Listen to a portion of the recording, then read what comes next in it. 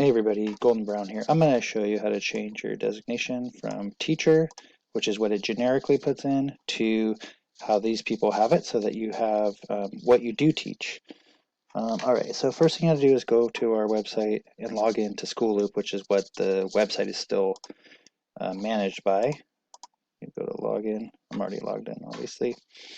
You're going to come up to the top right where it says Settings, Account Management, Go. And right in here, so if it says teacher, you could change this to what you teach. I'm going to put VAPA teacher, which stands for Visual and Performing Arts.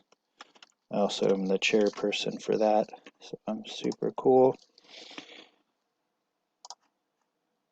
That's the school phone number, 728-6390, and my extension is 6405.